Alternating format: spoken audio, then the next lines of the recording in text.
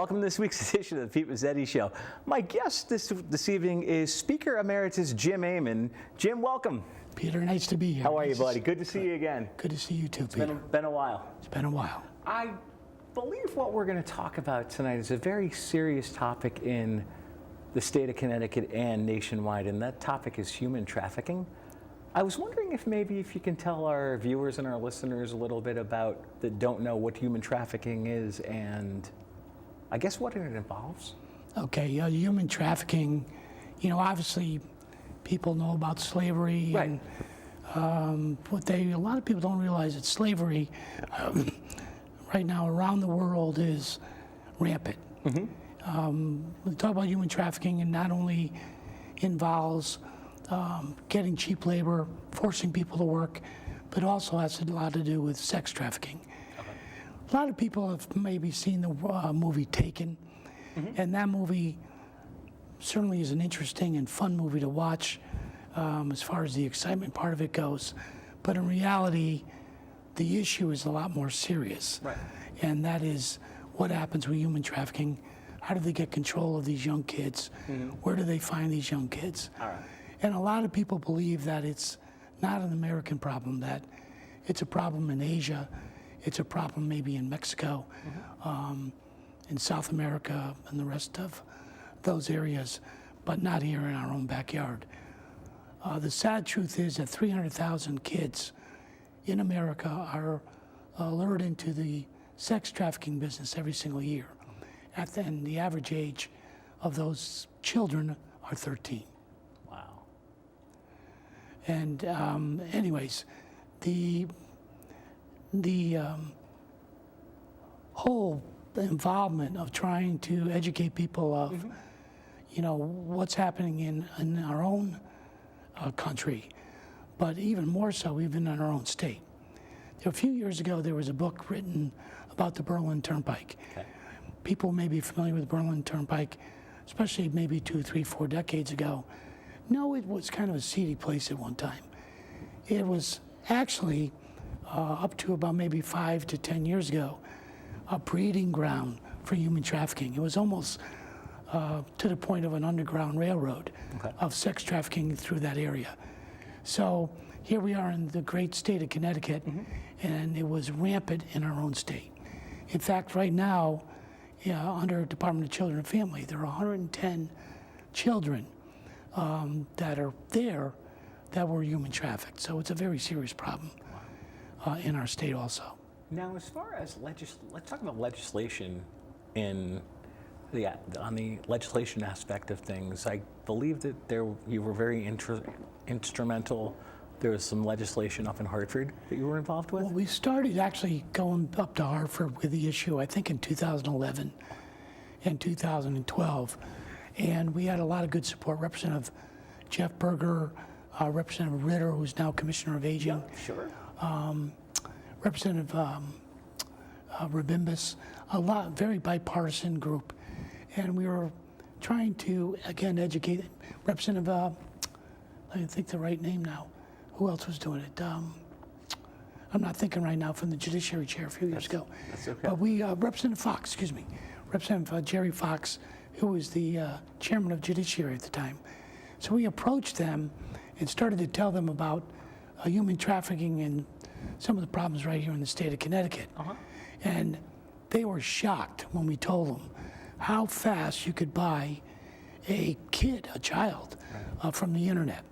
So we had an expert come in, brought computers in, sat down with them and showed them right off of your iPhone, mm-hmm. Right from your computer screen, within 2 to 3 minutes, you could actually buy a girl for an hour or so. Oh, that would be either hand delivered to you, or you would go to a location such as the Berlin Turnpike, right.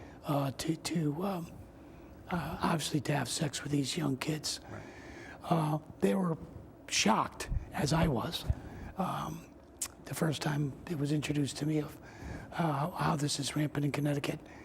So I think the shock of that got them to the point where they wanted to help with legislation. If everybody remembers the New Haven and Hartford Advocate, mm-hmm. for years on their back pages there was advertisement, and they'll say, call this number 1-900 number. Yep. And then obviously now you can call an app, go on your computer on a line, and they would have this advertised in the Advocate and in some other newspapers. What we were trying to tell the legislators at that particular time was that the girls that were being advertised were underage. And when they heard that, again, all of us, including me, didn't really believe that. These pictures that you've seen on years of the girls on the back of these magazines or newspapers that were selling themselves, a lot of them were underage kids. So one of the first laws we wanted to talk about is stop the advertising. Big publications like the Hartford Courant, New Haven Register, and others, but really the Hartford Courant, were making millions of dollars on these advertisements over the years, which in reality, they were helping the pimp sell these girls and make money and keep them in this trapped position that these kids are in. Believe it or not, during the judiciary hearing, the Hartford Courant actually came up and testified against our bill. They did it because of, I think it was the First Amendment rights of freedom of speech. The people I was with, including a girl that had been trafficked, were appalled by it. Marie was her name that we used that day, undercover. Myself, the writer Ray Bouchard of the Berlin Turnpike testified. And we asked her, what about the 14th Amendment? 14th Amendment, we believe, is more important of protection of children than the exploitation that they're trying to freedom of speech under the First Amendment. We won the day, and finally, the Current and other newspapers pulled those ads finally. So it was a victory for us. We came back for another piece of legislation in 2012, 13, and 14. A lot of the women legislators now started getting very involved in the issue, and they were successful. And the next arena that we were trying to fight for these young people is a lot of them get arrested when there's an arrest of prostitution arrest. A lot of these kids, these underage kids that were forced into this business, a lot of them that were also now addicted, on drugs and alcohol, to try to get their records expunged, because that record follows them for as long as they live. Right. And if you are forced to do this in human trafficking cases, especially underage kids, that is a constant and a reality.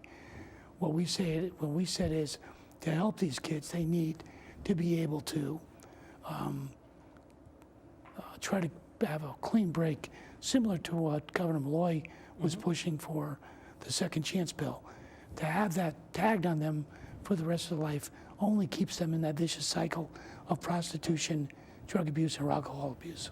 Now, is there still legislation up at the Capitol? We've been certainly instrumental in helping guide not only what other states are doing, but what I like about it now is many legislators, and I mentioned a few of the names, have taken the issue under their own wing and are continuing to fight.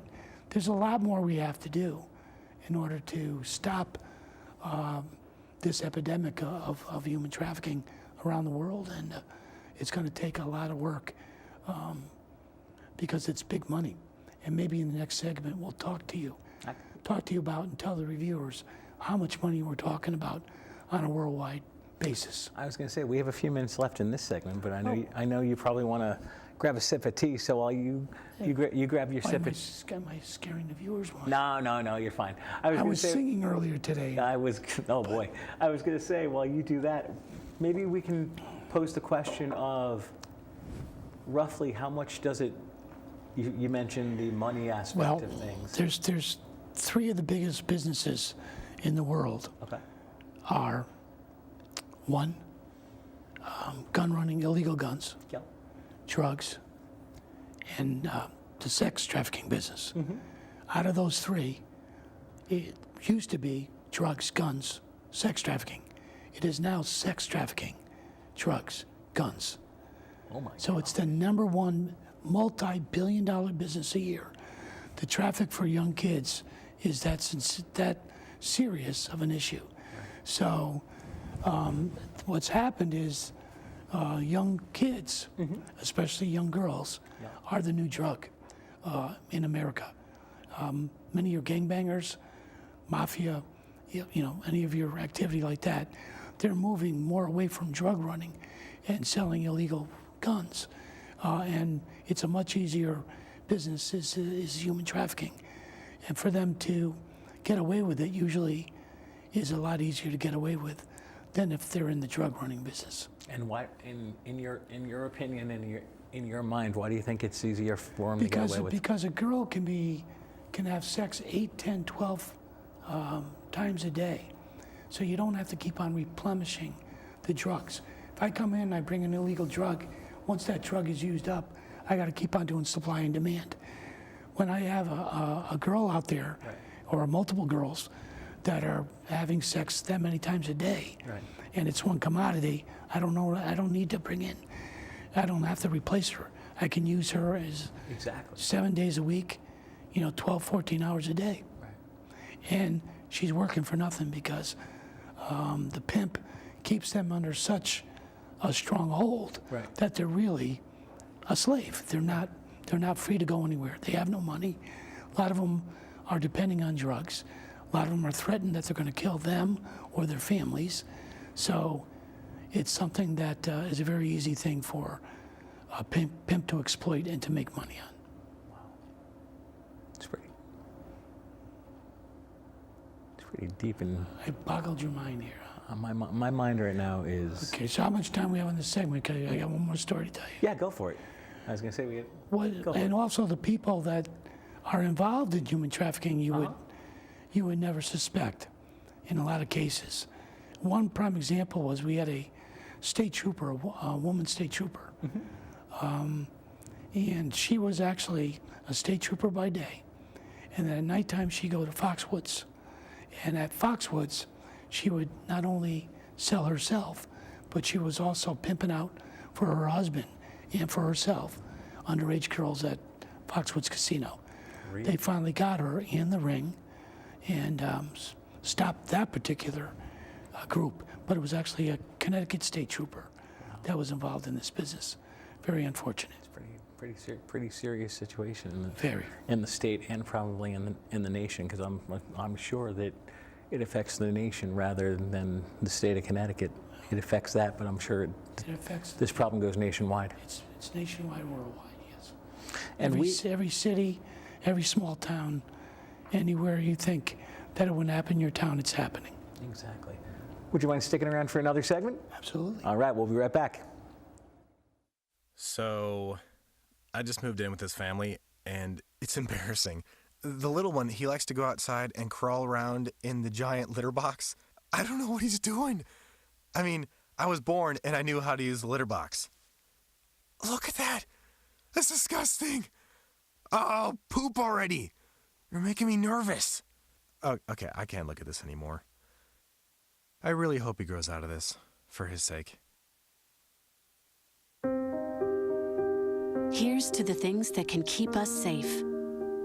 Those we use all the time with hardly a thought.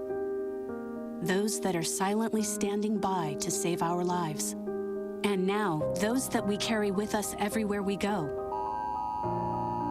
Many mobile devices will now bring you wireless emergency alerts, real-time information directly from local sources you know and trust. With the unique sound and vibration, you'll be in the know, wherever you are.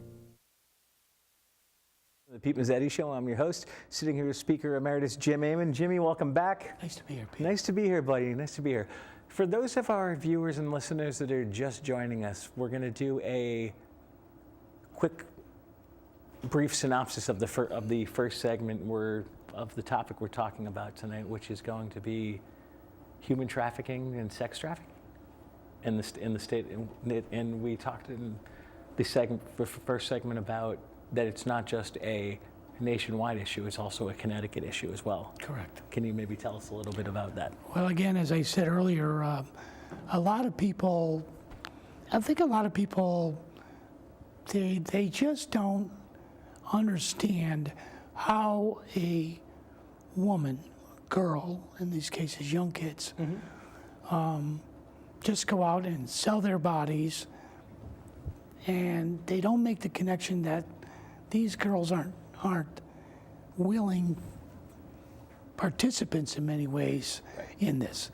And that's the education that we're trying to tell people is, A, you should care, because it could be the kid up the street, could be someone your kids grew up with, and I hate to say it, it could be your own daughter and son. Nobody's immune to this. So Connecticut has its problems. As I said earlier, 100 dead kids right now at DCF, Department of Children and Family, are there because they were human trafficked, not only in Connecticut, but trafficking means they move a lot. Right. So they might be trafficked here one day, trafficked in another part of the state another, or somewhere in the tri-state. Exactly. Now, as far as the aspect of kids getting involved with human trafficking, how does that happen? Well, you know, again, a lot of the gangbangers do it in schools. Like I said earlier, the gangbangers are moving away from drugs because they all know that they have to continue to do supply and demand. There's always the risk they run out. So when they're pimping these young kids out, they can use that same kid day after day, hour after hour, and make a profit. Now with the internet, it makes it even more profitable and brings that other layer of protection between the person that's being pimped and the pimp themselves. What happens is they are very smart. They can spot a kid within 3 minutes at a playground, at a bus stop, at a shopping mall. They have what they call spotters. And they can spot that vulnerable kid that quick. And they approach them. Usually those children are abused themselves at home, runaways. They're maybe alcoholics and drug users at the time, broken homes, whatever the case may be. But they can spot them, like I said, I just gave you 3 areas. Within minutes, they charm them, they buy them clothes, they offer them food, and usually the person that recruits them could be anybody in this studio. Right. They don't look any different than you and I, Peter. Right.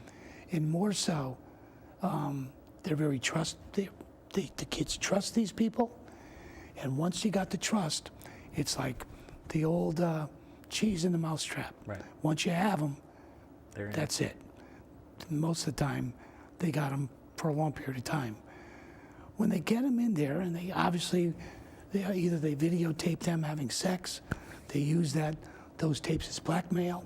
They're going to show this to your mother, your father, send it to your family, or they also keep them on the drugs that they need. You want to continue to do crack cocaine? You go perform for me all day, I'll give you what you need. Right. You want to eat? No matter if they do everything that they can to manipulate, threaten, and hold these kids hostage. Usually, like I said, whether through drugs, alcohol, or just the threat of killing them or their families. So it's not as easy as you think that you can get out of this. In many cases, these kids are beaten pretty bad if they do something wrong. If they speak out of turn, they get beaten pretty bad. So I think if people think about a 13-year-old kid or a 14-year-old kid dealing with a 24 or 25-year-old gangbanger or someone in the mob, okay, or whatever the case may be, a pimp, they don't have a chance in hell, in many cases, to break away. So undercover police work and everything else is extremely important of trying to find these rings that are all over the world and try to break them up. But that takes a lot of money, education, and manpower to do so. And right now we're losing the war. How do you think we can get to, you just said we're losing the war. How do you think we can get to try to win the war or try to? First of all, it's education. Again, I think when you first hear about prostitution, many people still think it's harmless. Right. It's a man and a woman, or a man and a man, a woman, or whatever the case may be. And they have a mutual understanding of having sex for money. It's not harmless. It is devastating, especially for somebody that's underage. Right. because they're not there. Most of them are not there because they want to be. They're there because they have no choice. And that's what we need to educate people and have them be compassionate to these young kids, that they're not just in the underbelly of society. They're not the forgotten children. These are our kids, all our kids, our world's kids, that are being trafficked. Now, let's go to more of a global, if you want, please. Peter. You know, we talk about what's happening with ISIS. That's what they're doing. They're going into villages. They're getting these young kids. They're raping them. They're selling them. They're kidnapping these kids, and they're selling them on the open market.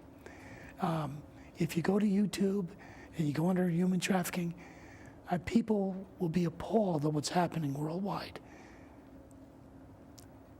I'm a politician. I know there's a presidential election. They give Donald Trump, all this airtime. If your viewing audience, if one of you goes and see what's happening worldwide in human trafficking, what ISIS is doing with young children, what they're doing to children that are non-Muslim kids because they don't have the same belief. They rape them, torture them, sell them, murder them. This is happening every minute on our planet, and we have a responsibility to stand up for those lost children and fight for them. I'm hoping that somebody will take the time to do what the media is not doing and try to take a look at what's happening all around the world. And YouTube, it's a simple thing of punching in human trafficking.